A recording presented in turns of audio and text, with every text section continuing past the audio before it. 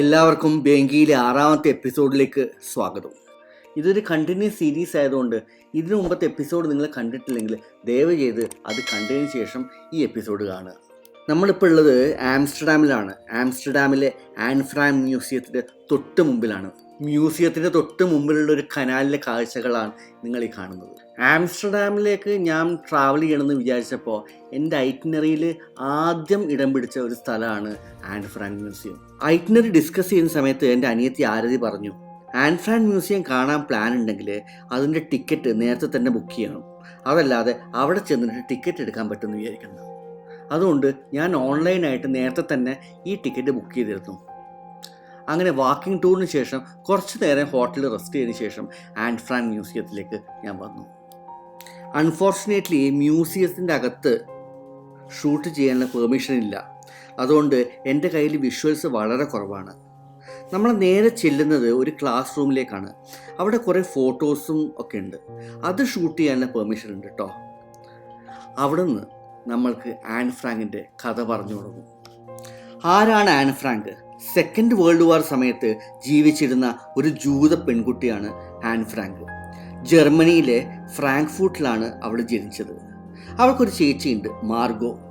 Hitler, Nazi, unemployment എന്നീ കാരണങ്ങൾ കൊണ്ട് ആൻ ഫ്രാങ്കും കുടുംബവും നെതർലാൻഡ്സിലേക്ക്, അതായത് ആംസ്റ്റർഡാമിലേക്ക് കുടിയേറി. അവരവിടെ സ്കൂളിംഗ് സ്റ്റാർട്ട് ചെയ്തു കേട്ടോ. ഡച്ച് ഭാഷ പഠിക്കാൻ തുടങ്ങി. പുതിയ കൂട്ടുകാരികളെ കിട്ടി. കുറച്ച് വർഷങ്ങൾ പിന്നിട്ടു. യൂറോപ്പിൽ യുദ്ധം പൊട്ടിപ്പുറപ്പെട്ടു. ജർമ്മൻ സൈന്യം, അതായത് നാസീസ്, പോളണ്ടിനെ കീഴ്പ്പെടുത്തി. പിന്നാലെ നെതർലാൻഡ്സിനെയും. നാസീസിൻ്റെ ഭരണം ജൂതന്മാരെ വളരെയധികം വിഷമത്തിലാക്കി. ജൂതന്മാർ ജൂയിഷ് സ്റ്റാർ അവരെ വീട്ടിൻ്റെ മുമ്പിൽ തൂക്കണം. Jews haves to hand over their bicycles. ജൂസിന് ട്രാമിൽ കയറാനുള്ള അധികാരം ഉണ്ടായിരുന്നില്ല. ജൂതന്മാർ കാറിൽ സഞ്ചരിക്കാൻ പാടില്ല. കുട്ടികൾ ജൂയിഷ് സ്കൂളിൽ മാത്രമേ പഠിക്കാൻ പാടുള്ളൂ. അങ്ങനെ ഒരുപാട് നിബന്ധനകൾ. അങ്ങനെ ഒരു ദിവസം ഒരു സമ്മറിൽ ആൻ്റെ ചേച്ചിയുണ്ടല്ലോ, മാർഗട്ട്, അവരോട് ലേബർ ക്യാമ്പിൽ റിപ്പോർട്ട് ചെയ്യാൻ വേണ്ടി പറയുകയാണ്. ആ സമയത്ത് ആ ഫാമിലിയിൽ 8 പേര് ആ ബിസിനസ്സിൻ്റെ തൊട്ട് ബാക്കിലുള്ള സ്ഥലത്ത് അവർ ഹൈഡ് ചെയ്യാൻ തീരുമാനിച്ചു. ആ ഹൈഡ് ഔട്ടാണ് ഈ ആൻ ഫ്രാങ്ക് മ്യൂസിയം. അവരുടെ കുറച്ച് ഫ്രണ്ട്സും അതേപോലെ തന്നെ കൊലീഗ്സും ഇവരെ ഹെൽപ്പ് ചെയ്തു. എൻ്റെ ഫ്രണ്ട്സ് എല്ലാവരും പുറത്ത് നിന്ന് കളിക്കുകയാണ്. ഞാൻ ഈ വീട്ടിൻ്റെ അകത്ത് ഒറ്റപ്പെട്ടിരിക്കുകയാണ്. ഞാൻ നേരത്തെ പറഞ്ഞതിൻ്റെ ഒരു ബിസിനസ് ഉണ്ട്. ആ ബിസിനസ്സിനോട് ചേർന്നിട്ട് അതിൻ്റെ പിന്നിലാണ് ഇവിടെ ഹൈഡ് ഔട്ട് ചെയ്യുന്നത്. ഈ ബിസിനസ്സിൻ്റെ ആൾക്കാർ എന്ത് ചെയ്യുമെന്ന് വെച്ചാൽ രാവിലെ 9 മണിയാകുമ്പോൾ വരും. അതേപോലെ തന്നെ വൈകുന്നേരം 9 മണിക്കോ 10 മണിക്കായിട്ട് അവർ പോവുള്ളൂ.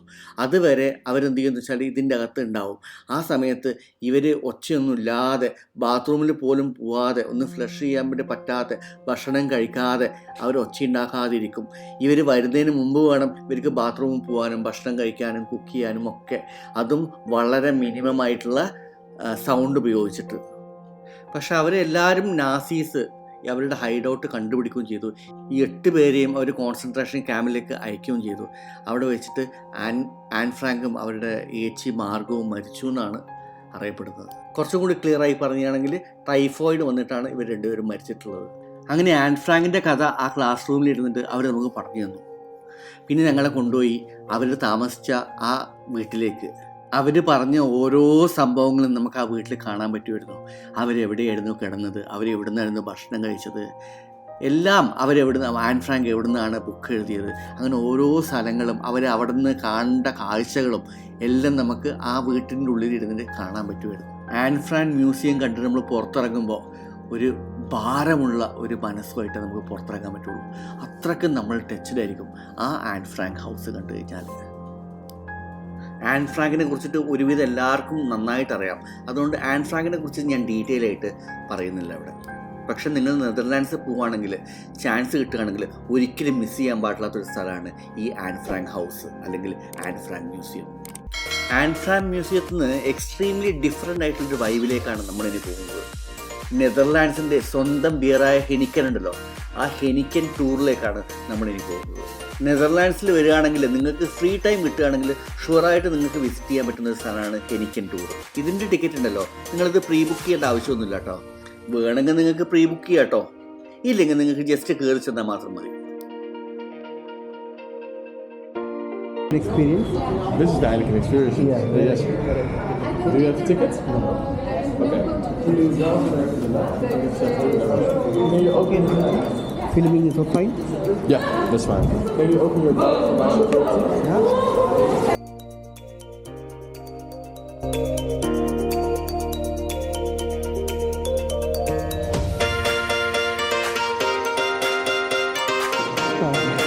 So you ladies can come over here, please. One Heineken too. Yeah, you can buy a ticket on the machine.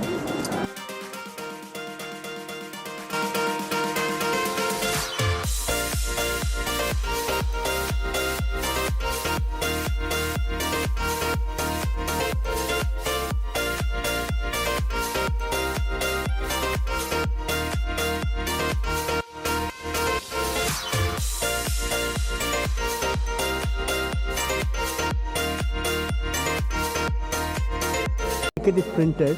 It's right over here where it's blinking. Yeah, okay, sorry, I didn't see.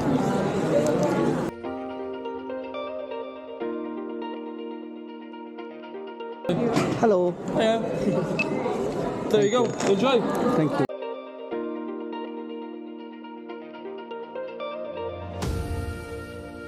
Language, get on social to talk, you're probably not understanding what I'm saying, but you can scan these beautiful QR codes on the wall. They will give you the entire tour in your own language. Now the tour is self-guided. That means you can go as fast or as slow as you want. There will be colleagues of mine in each room. Is everyone ready? Yeah. Hey, okay, when I say Heineken, you guys shout beer, okay? Heineken! Yeah. Amazing, guys. Let's go through with my colleagues. Enjoy. Drink for moderation.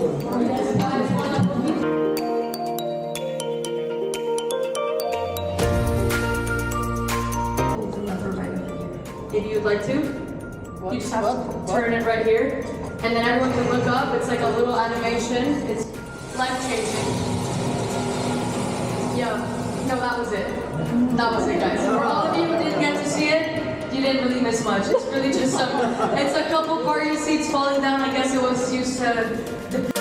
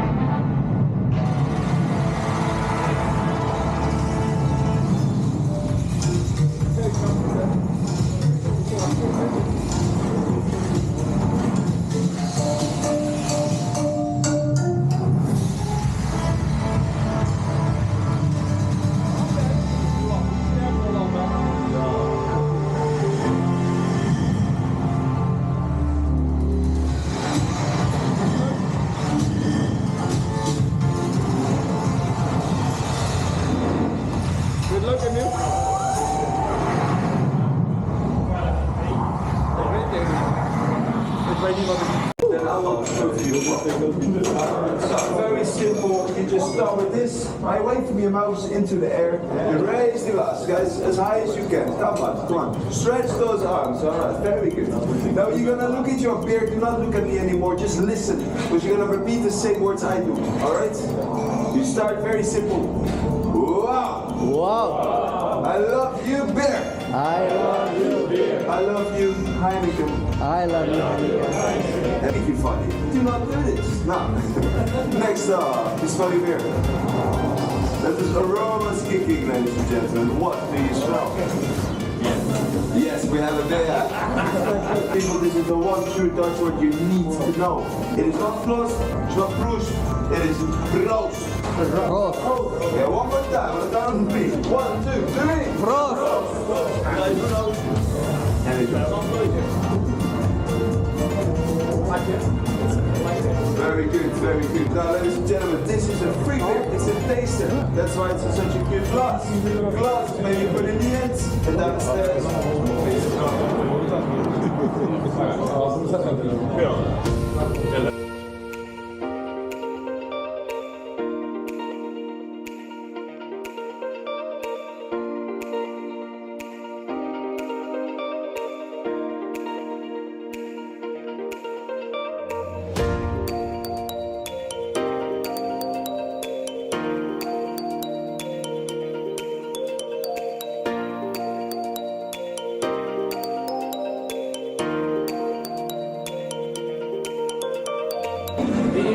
Yeah.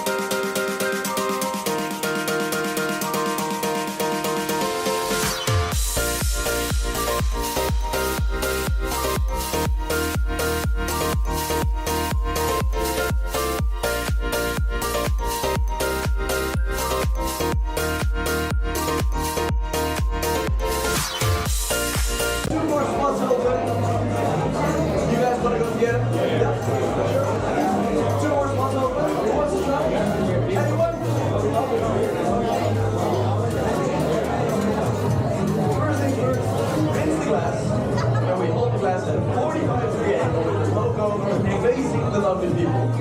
Most important step, yes, most important step, opening the draft all the way down. Yes, not halfway like this, all the way down.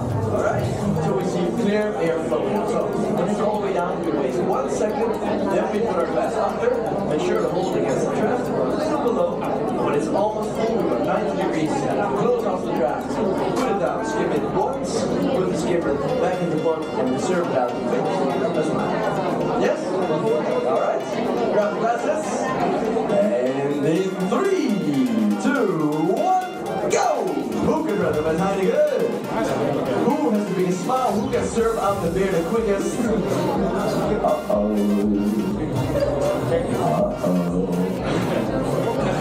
Yes. All right. Serve out the beer.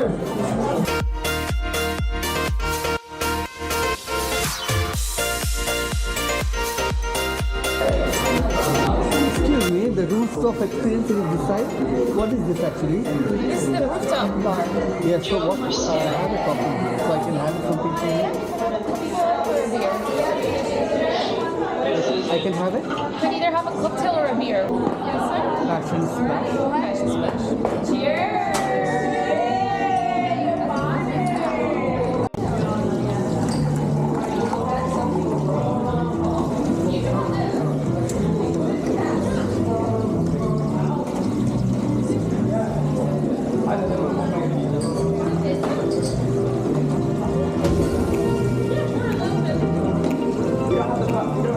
Thank you.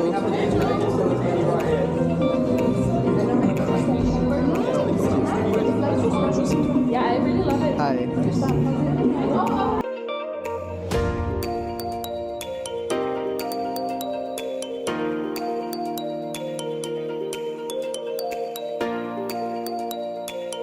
അങ്ങനെ നമ്മൾ ഹെനിക്കൻ ടൂറിൻ്റെ അവസാന ഭാഗത്തേക്ക് എത്തിയിരിക്കുകയാണ്. ഈ ഹെനിക്കൻ ടൂറിൽ കുറേ ticket options ഉണ്ട്. അതിൽ ഏറ്റവും പ്രീമിയം ആയിട്ടുള്ള ടിക്കറ്റ് ഓപ്ഷൻ ഞാൻ എടുത്തിട്ടുള്ളത് €27 ആണ് ഈ ടിക്കറ്റിന് കോസ്റ്റ്. ഈ ടിക്കറ്റിന് കൂടെ നമുക്ക് റൂഫ് ടോപ്പിലേക്ക് പോകാനും പറ്റും. അതുപോലെ തന്നെ ഒരു എക്സ്ട്രാ ബിയർ അല്ലെങ്കിൽ ഒരു എക്സ്ട്രാ ബിയർ കോക്ടെയിൽ നമുക്ക് ഇവിടുന്ന് കഴിക്കാൻ പറ്റും. ഇതിൽ പ്രത്യേകം ശ്രദ്ധിക്കേണ്ടത് എന്താ വെച്ചാൽ 18 വയസ്സിന് മേലെയുള്ള ആൾക്കാർക്ക് മാത്രമേ ഈ ടൂർ എക്സ്പീരിയൻസ് ചെയ്യാൻ പറ്റുള്ളൂ. അതുകൊണ്ട് നിങ്ങൾക്ക് കുട്ടികളൊക്കെ കൂടുതലുണ്ടെങ്കിൽ നിങ്ങൾ ടിക്കറ്റ് വാങ്ങിയിട്ടുണ്ടെങ്കിൽ നിങ്ങൾക്ക് ഇതിൻ്റെ അകത്തുള്ള എൻട്രി കിട്ടില്ല. ഈ റൂഫ് ടോപ്പിലൊരു ബ്യൂട്ടിഫുൾ പെനോറമിക് വ്യൂവും കിട്ടും കേട്ടോ ആംസ്റ്റർഡാം സിറ്റീൻ്റെ. ഇതോടുകൂടി നമുക്ക് ഈ എപ്പിസോഡ് ഇവിടെ വൈൻഡപ്പ് ചെയ്യാം. നാളെ നമ്മൾ ഈ ആംസ്റ്റർഡാമിനോട് വിട പറയുകയാണ്. പോകുന്നതിന് മുമ്പേ രാവിലത്തെ കുറച്ച് കാഴ്ചകളുണ്ട്. അത് കഴിഞ്ഞിട്ട് നമ്മൾ ബെൽജിയത്തിൻ്റെ ക്യാപിറ്റലായ ബ്രസൽസിലേക്ക് പോവുകയാണ്. Till then bye. പോകുന്നതിന് മുമ്പ് please don't forget to subscribe my channel ബെംകീ.